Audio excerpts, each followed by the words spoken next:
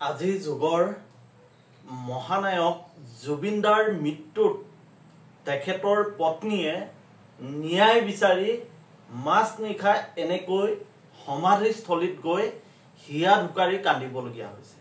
হয়, আপোনালোকে চাওক, এয়া জুবিনদাৰ বৌৱে নিজৰ স্বামীৰ যি ৰহস্যজনক মৃত্যুৰ এই মৃত্যুৰ ন্যায় বিচাৰি কেনেকৈ মাজনিশা সমাধিস্থলীত গৈ হিয়া ঢুকাৰি কান্দিছে আৰু সকলোকে আহ্বান জনাইছে যে সকলোৱে জুবিনদাৰ ন্যায় বিচাৰক।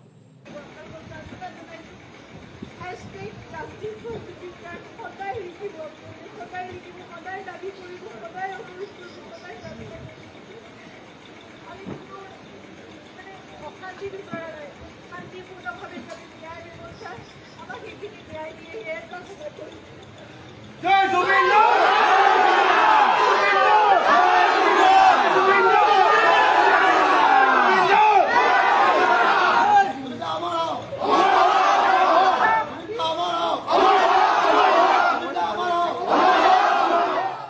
হয়, ইমানৰ পিছতো আপোনালোকে ভাবেনে সঁচাকৈ এই চৰকাৰখনে যি ধৰণে তদন্ত প্ৰক্ৰিয়া লৈ গৈছে আমাৰ সকলোৱে মৰমৰ জুবিনদাই ন্যায় পাব?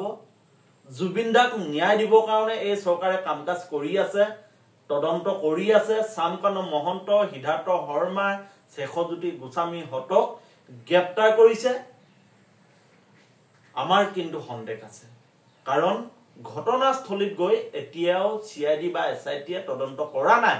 সজমিন তদন্ত নকৰিলে আদালতত এই গোচৰটো যে বেছি সময় নীতিকে আমি সকলোৱে জানো।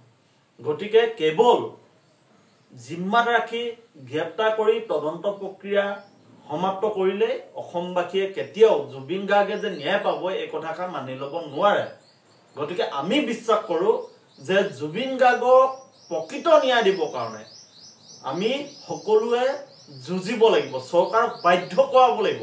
আৰু ঘটনাটো CBIক দিবৰ কাৰণে CBI গৈ সজমিন তদন্ত কৰিব লাগিব।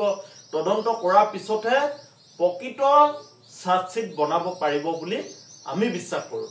গতিকে আমি জুবিনদাৰ ন্যায় পক্ষত আছো, জুবিনদাক ন্যায় দিবৰ কাৰণে চৰকাৰখনক আহ্বান জনাই আছো, নিবেদন কৰি আছো।